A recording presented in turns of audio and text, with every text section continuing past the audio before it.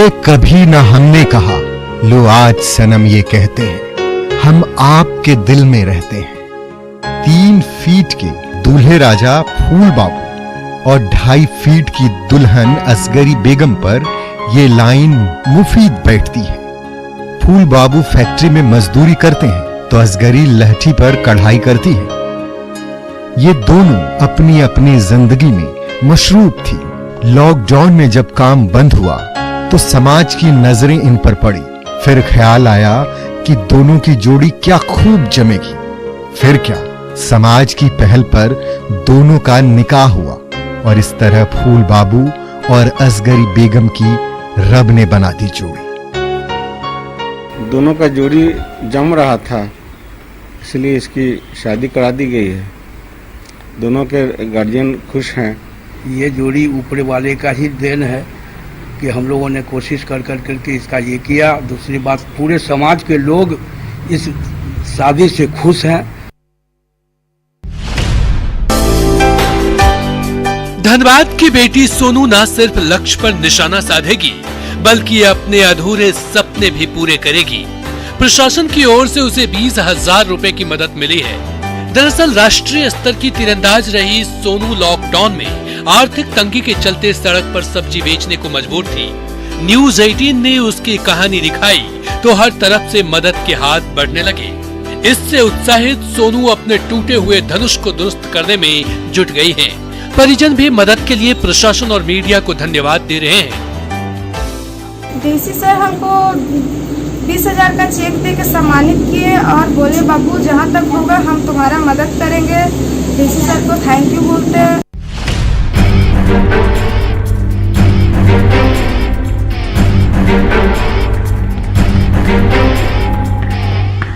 ये कैमूर के लाल धर्मेंद्र कुमार का दम है। सिर पर लोहे की 24 सरियों को रखकर हाथ से मोड़ने का उन्होंने जैसे कमाल कर दिया तो सभी दांतों तले उंगली दबा बैठे। उनके इस कारनामे को Guinness book of world record ने दर्ज किया है। पहले ये रिकॉर्ड अर्मेनियाई नागरिक के नाम पर था, जिसे उन्होंने अपनी ताकत से तोड़कर दिखा दिया। 22, 23, 24। त्रिपुरा राइफल्स के जवान धर्मेंद्र इससे पहले भी साल 2017 में इंटरनेशनल स्टंट गेम्स में 51 वुड एप्पल तोड़ने का वर्ल्ड रिकॉर्ड बना चुके हैं। इस मौके पर उन्हें न सिर्फ हैमर हैंडमैन की उपाधि मिली थी बल्कि सिपाही से प्रमोशन देकर सब इंस्पेक्टर का भी ओहदा थमाया गया था। कैमूर के साथ साथ हमारे रामगढ़ प्रखंड और बिहार के नाम होगा और इसके अलावा देश सेवा में देश सेवा के जज्बा रखता है और देश सेवा में कार्य कर रहे हैं, इसलिए हम लोग और खुशी है। कच्चा बेल वही पेड़ है और तोड़कर फोड़कर आता था, इतना फूल जाता था। तो हम कहते थे कैसे फूल गया, तो कहता था कि यही तरह लड़ गया है कुछ। तो आज पूरा देश में है तो आज अच्छा लग रहा है। हाँ, अच्छा लग रहा है।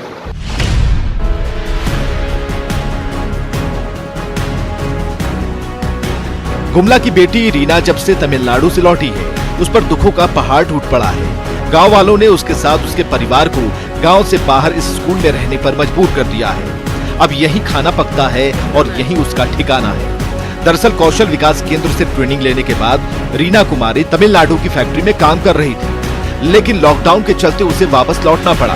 प्रशासन ने स्वास्थ्य जांच के बाद होम क्वारंटीन में रहने का निर्देश दिया, लेकिन गाँव वाले इसके लिए तैयार नहीं हुए और तब से ये परिवार कुछ इस तरह से सामाजिक बहिष्कार का सामना कर रहा है। यहाँ मीटिंग किया गया, फिर बोला गया माँ लोग को भी कि वहीं तुम लोग रहना, साइड में ही वही खाना वाना बनाना, ऐसे वैसे बोल रहे थे। यही है। मेरे घर में मत घुसना, तो हम घर में घुसना भी मना कर दिए थे। साइड में ही आते जाते थे तो लोग बोल दिए कि जाना उधर ही खाना वाना बनाना, ऐसे बोलती थी। तो मम्मी सबको इधर लेकर आई, फिर मीटिंग में बोल दिए सबको, तो हम लोग इधर ही सबको आते हैं और यहीं रहते हैं। पानी का व्यवस्था भी नहीं है। कोरोना बंदी ने गोड्डा के इस गरीब परिवार की खुशियां छीन ली। लॉकडाउन के चलते महाराष्ट्र और तमिलनाडु में काम करने वाले इस परिवार के 2 सदस्य रमेश और बबलू को वापस लौटना पड़ा, लेकिन गांव में न कमाई का कोई जरिया है न खेती बाड़ी। अब चिंता सता रही है कि इतने बड़े परिवार का खर्च आखिर कैसे चलेगा। इसके बावजूद इन्होंने संकल्प लिया है कि कुछ भी हो जाए हर हाल में यहीं रहेंगे और अपना परिवार चलाएंगे। उतना दूर जाते हैं कष्ट करके, उसमें भी दिक्कत होने लगता है, तो यहाँ भी दिक्कत होने लगता है, बाल बच्चा क्या खाएगा यहाँ, इसीलिए यहीं पर रहेंगे, यहीं करेंगे, अपना काम धंधा जो मिलेगा यहीं खाएंगे, यहीं पर रहेंगे। माँ बीमार रहती है हमेशा, उसको भी दवाई का पैसा नहीं, तो उसके लिए बहुत परेशानी हो रहा था घर में, इसलिए जाना पड़ गया पढ़ाई छोड़ के।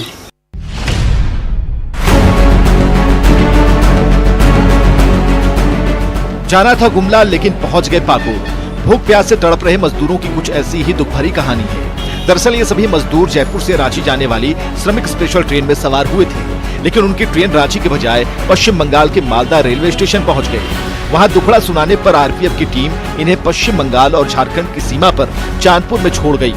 कड़ी धूप के बीच ये सभी लोग वहां से 8 किलोमीटर पैदल चलते हुए पाकुड़ पहुंचे। यहाँ प्रशासन से कोई मदद नहीं मिली। स्थानीय समाज सेवियों ने इन्हें खाना खिलाया। जब हम लोग वहाँ से लौटे ना तो पाकुड़ में हम लोग को ट्रेन ही नहीं रुका, सीधे मालदा ले गया। अब मालदा के वहाँ पुलिस लोग पूछताछ किया, वहाँ बोल रहा है तुम लोग को यहाँ साधन ही नहीं है, तुम लोग को हम वहाँ तक पहुँचा देते हैं, तुम लोग वहाँ सुविधा मिल जाएगा। इसे बोले तो हम लोग को वहाँ तक छोड़ दिया। उसके बाद हम लोग पूछे थाना कहाँ पड़ता है, उसका पूछते पूछते आ रहे।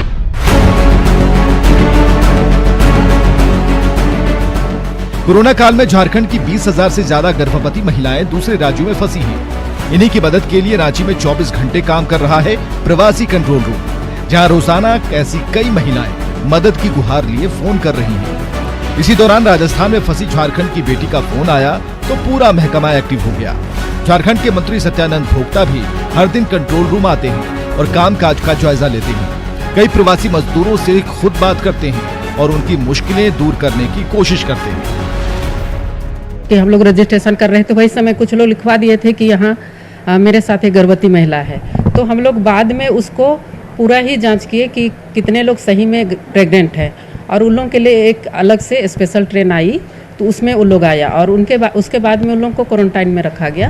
दूरभाष पर जो शिकायतें आती है, चाहे डिलीवरी केस हो या किसी को बच्चा लेके 4 महीना का है, 2 महीना का है, आने में कठिनाई हो रही है, तो जिस प्रदेश से फोन आता है उस प्रदेश के सरकार के जो चाहे मिनिस्टर हो चाहे विभागीय सचिव हो, हम लोग बात करते हैं और उसको लाने के लिए संसाधन व्यवस्था करते हैं।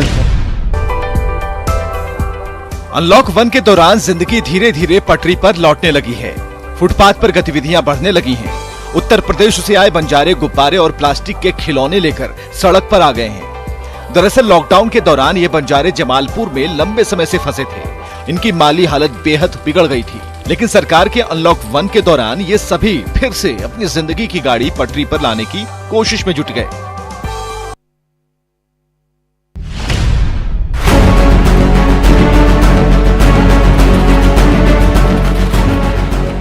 लॉकडाउन में कुदाल चलाते ये हैं बहरागोड़ा के जेएमएम विधायक समीर मोहंती। अपने पैतृक गांव बैंद में जर्जर सड़क की मरम्मत के लिए खुद कुदाल चला रहे हैं। दरअसल भारी बारिश के चलते इस सड़क की हालत न सिर्फ बदतर हो गई है, बल्कि आवागमन भी बाधित हो गया है। ऐसे में इसे दुरुस्त करने के लिए विधायक समीर मोहंती खुद कुदाल लेकर निकल पड़े हैं। उनका साथ देने के लिए कई गाँव वाले भी पहुँच गए हैं। अभी हमारा फंड भी आया नहीं है, लॉकडाउन में काफ़ी समय भी हमारे पास है, इसीलिए हम सोचे थोड़ा श्रमदान से इसको करते हैं, और जब फंड तुरंत आ जाएगा तो फंड आने के बाद हम इस काम को पहले करेंगे कि भाई गांव में घुसने का पहला जो मुख्य सड़क है वो बेहतरीन होना चाहिए, साफ सुथरा होना चाहिए। लॉकडाउन में अपने गांव लौटे मजदूर अपनी मेहनत से अपनी मिट्टी को संवारने में जुटे हैं। कल तक बड़े बड़े शहरों को संवारने वाले ये मेहनतकश आज इन खेतों में पसीना बहा रहे हैं। मकसद है खेत और जमीन की मेड़बंदी के जरिए गांव की किस्मत बदलना, ताकि बरसाती पानी खेतों में ही रुक जाए और खेती बाड़ी के लिए पानी की कमी न हो। ग्रामीणों के अभियान का ही नतीजा है कि अब तक 100 एकड़ से भी ज्यादा जमीन की मेड़बंदी हो चुकी है।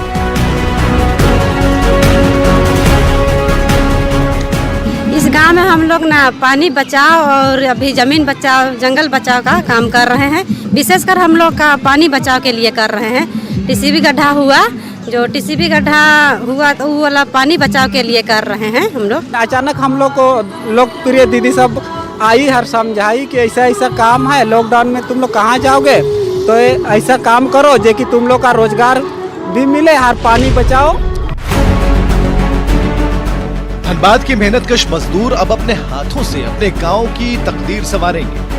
हाल में लॉकडाउन के दौरान बड़े बड़े शहरों से बड़ी संख्या में मजदूरों की घर वापसी हुई है। सबका जॉब कार्ड बनाया जा रहा है। साथ ही उन्हें उनके घर में ही काम देने के लिए हर गांव में 5-5 विकास योजनाएं मंजूर की गई है। इसके तहत प्रवासी मजदूरों को उनके गांव में वृक्षारोपण से लेकर मेड़बंदी जैसे कार्यों में लगाया जाएगा। इसके अलावा कुशल मजदूरों को भी उनके हुनर के अनुरूप काम मुहैया करवाया जाएगा।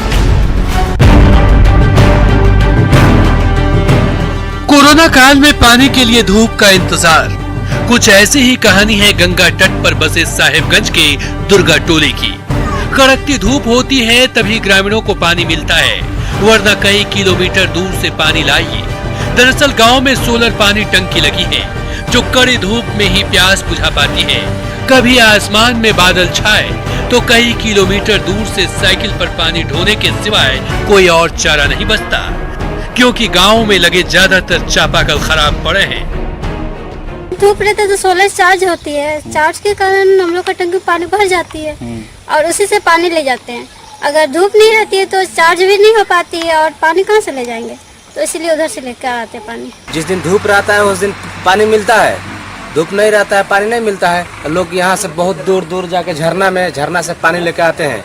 कम से कम 2-3 किलोमीटर दूर जा जाके झरना से पानी लेके आते हैं पीने के लिए।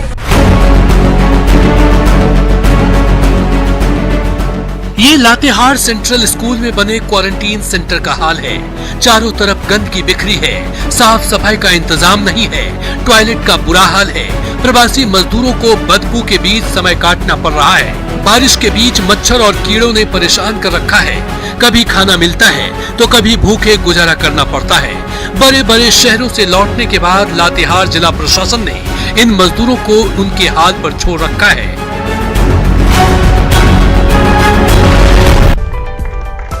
ये पश्चिम सिंहभूम के पहले कोरोना मरीज की विदाई का दृश्य है। डीसी से लेकर एसपी तक ताली बजा रहे हैं, गिफ्ट की बौछार हो रही है और हौसला अफजाई के साथ घर के लिए विदा किया जा रहा है। इस मरीज का चक्रधरपुर रेलवे अस्पताल में पिछले एक पखवाड़े से इलाज चल रहा था। हाल में 2 बार कोरोना निगेटिव रिपोर्ट आने पर उसे डिस्चार्ज कर कुछ इस तरह से विदाई दी गई। डीसी अरवा राजकमल ने अन्य मरीजों के भी जल्द स्वस्थ होने की कामना की है। स्वस्थ होने के उपरांत उनको अपना घर के लिए रवाना किए हैं। पूर्णतः वो स्वस्थ होने के बाद जो 2 बार उनका जांच कराते हुए उसको डबल चेक करते हुए उनको आज उनके घर के लिए रवाना किया गया है।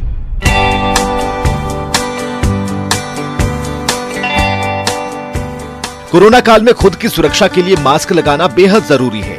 दिक्कत यह है कि मास्क के चलते आपकी पहचान छिप जाती है, लेकिन अब मास्क के पीछे अपना चेहरा छिपाने की जरूरत नहीं है। जैसा चेहरा है वैसा ही मास्क मिलेगा। ये कमाल कर दिखाया है देवघर के मास्क डिजाइनर गौरव कर्मकार ने। अब तक उनके पास कई डिमांड आ चुकी है और वो अपने कई ग्राहकों के लिए उनके चेहरे की तरह का डिजाइनर मास्क तैयार कर चुके हैं। अब सामने से मिल रहा है, पता ही चला है इसको सॉल्यूशन के लिए हम लोग ऐसा मास्क निकाले हैं जिसमें उनका ही फेस प्रिंट रहेगा। उसमें ये बहुत सिंपल है, बस एक फोटो भेजना है, हमें फोटो भेजिए, अब तुरंत 1 घंटे के अंदर प्रिंट होकर रेडी हो जाएगा ये चीज।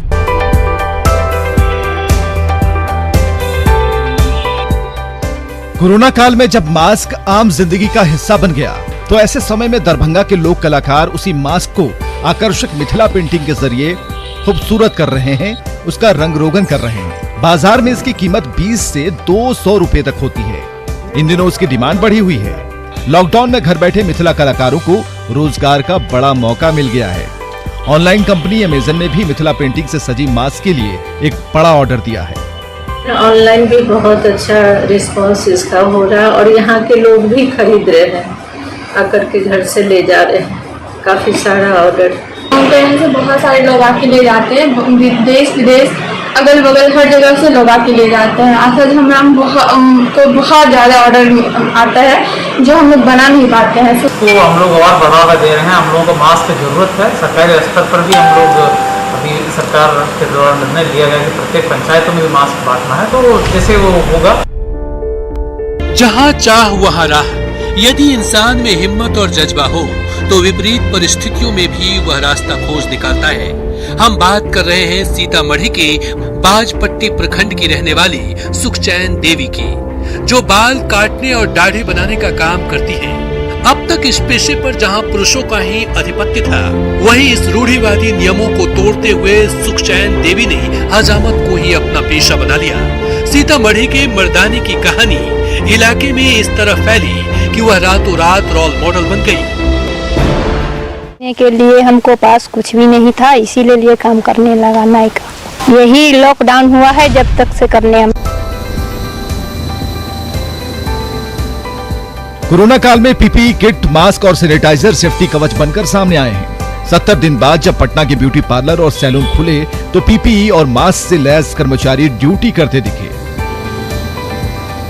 दरअसल कोरोना काल में सबको अपनी सुरक्षा की चिंता है। ऐसे समय में प्रशासन की गाइडलाइंस को फॉलो कर राजधानी के ब्यूटी पार्लर और सैलून चलाए जा रहे हैं।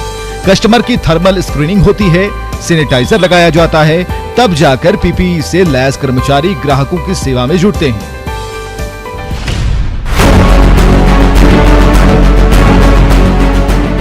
ये तस्वीरें पटना के वैशाली से जोड़ने वाले पीपा पुल की हैं, जहां सोशल डिस्टेंसिंग और तमाम गाइडलाइंस की खुलेआम धज्जियां उड़ाई जा रही हैं। एक एक ऑटो पर भेड़ बकरियों की तरह दर्जनों यात्रियों को ठूंसा गया है। ड्राइवर से लेकर सवारी तक किसी ने भी मास्क नहीं पहना। लॉकडाउन 5 के दौर में अनलॉक 1 को लेकर भले ही कई तरह की रियायतें दी गई हैं, लेकिन जिस तरह से इनका दुरुपयोग हो रहा है, ऐसे में कोरोना से बचने की उम्मीद भला कैसे की जा सकती है। आप कैसे इतने लोगों को बिठाए ये बताइए। और बैठ जाते हैं। आपको पता है कितने लोगों को बिठाना है? 4 लोग को। आपके पैसेंजर एक भी मास्क नहीं पहन रहे हैं। मुँह झाँक लीजिए ना थोड़ा। भागलपुर के सेंटिस ग्राउंड में चारों तरफ बिखरा ये मलबा ओपन जिम का है। कसरत करने वाले लाखों रुपए के उपकरण टूट फूट कर चारों तरफ बिखरे पड़े हैं। कोरोना काल में इम्यूनिटी बढ़ाने के लिए जब इसकी सबसे ज्यादा जरूरत थी, उसी समय सौंदर्यीकरण के नाम पर इसे इसी तरह से उजाड़ दिया गया। स्मार्ट सिटी फंड से 3 साल पहले ओपन जिम का निर्माण हुआ था। उस समय यहाँ सुबह शाम स्थानीय लोग कसरत किया करते थे, लेकिन आज चारों तरफ उसका मलबा बिखरा हुआ है। यह जो स्मार्ट सिटी भागलपुर सबसे पहला शहर चयनित हुआ था। सब लोग लूट में लगे हुए हैं और आप देखेंगे यह कोरोना वायरस के महामारी में सिर्फ लूट ही हो रहा है, धरातल पे कोई काम नहीं हो रहा। बिहार में मुजफ्फरपुर के बाद बेगूसराय लीची उत्पादन का सबसे बड़ा हब है। मटिहानी समेत कई इलाकों में व्यापक स्तर पर लीची की खेती होती है। यहाँ के 80% किसानों की आमदनी का मुख्य जरिया लीची है। किसानों की माने तो पिछले वर्षों की तुलना में इस साल लीची की अच्छी पैदावार हुई है, लेकिन कोरोना बंदी के कारण इस बार लीची का निर्यात नहीं हो सका है, जिसके कारण किसानों को भारी नुकसान उठाना पड़ रहा है। लीची की फसल तो बहुत अच्छी हुई, 5 साल की अपेक्षा अच्छी थी, लेकिन इसको खरीदने वाला कोई नहीं है। पेड़ में ही लीची पक के खराब हो रहा है, नहीं कोई व्यापारी आता है, नहीं कोई विकल्प है। हम लोग सालों भर इसी पे निर्भर हैं। सबसे बड़ा ये है कि किसान खाएगा कहाँ से। हम लोग सांसद महोदय से या बिहार सरकार से यही निवेदन करते हैं कि फसल का क्षतिपूर्ति दिया जाए। सावधान, इसे दोहराने की गलती ना करें। सावधान, भूल कर भी इसे कॉपी ना करें।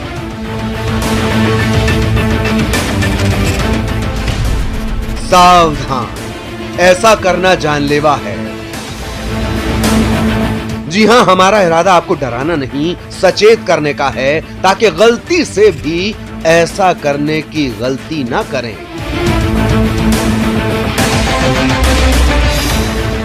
देखिए जरा, ये शख्स मौत के वायर पर चल रहा है, ऐसे हाई टेंशन वायर पर जिस पर चलने की सजा सिर्फ और सिर्फ मौत है। तस्वीरें तेलंगाना के निजामपुर की हैं, जहां एक शख्स हाई टेंशन वायर पर चढ़ गया, एकदम मंकी स्टाइल में।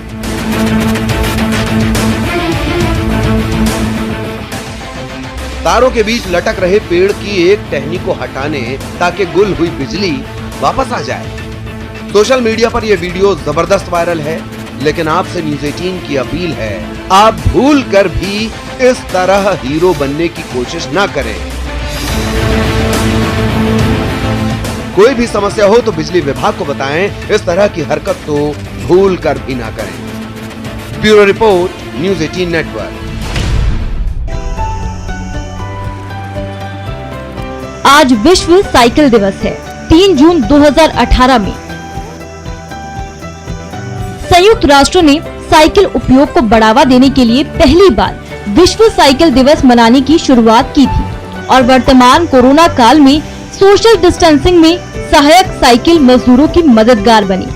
आम लोगों को उनके रोजमर्रा के काम में मदद किया और साइकिल ने लोगों को फिट और स्वस्थ रखने में मदद की।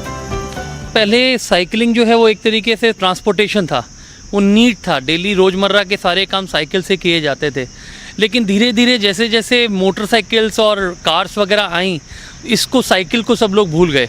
लेकिन आज जो लॉकडाउन हुआ उसके बाद वापस से लोगों को साइकिल का महत्व पता चला। मैं डेली साइकिल चलाती हूँ। लॉकडाउन के होते हुए मैंने बहुत रेगुलर हर चीज़ के लिए भी मैंने साइकिल चलाई, क्योंकि कॉलेज वगैरह तो होता ही रहता था, पर लॉकडाउन के बाद जब सब रुक गया तब भी मेरा जैसे कुछ भी काम होना तो साइकिल से निपट जाते थे। इससे सेहत भी अच्छी रहती है और कई फ़ायदे हैं इसके।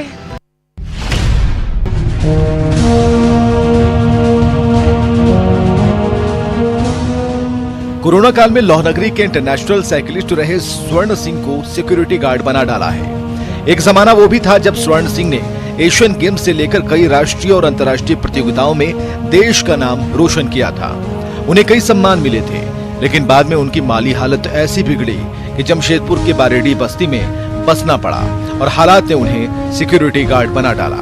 अब उनकी सुध लेने वाला कोई नहीं। 70 में बैंकॉक गए, 74 में यहाँ हुआ तेहरान, तो हम सेलेक्ट हुए, हम गए नहीं। इसमें कोई घर का प्रॉब्लम पड़ गया, हम नहीं जा सके। और बाकी इंटरनेशनल तो हम बहुत किए हैं।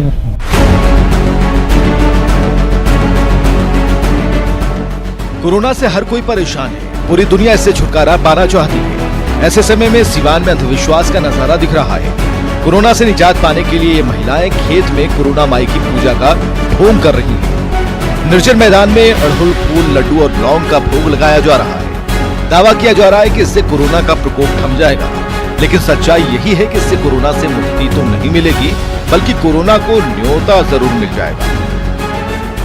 कोरोना माई के पूजा कर रहे हैं कि कोरोना माई के कोरोना दूर हो जाए, कम हो जाए। जे जहाँ बात तहाँ बढ़िया रहो। हमनी के मैरवा धाम को हमनी के पूजा करत कोरोना माई के।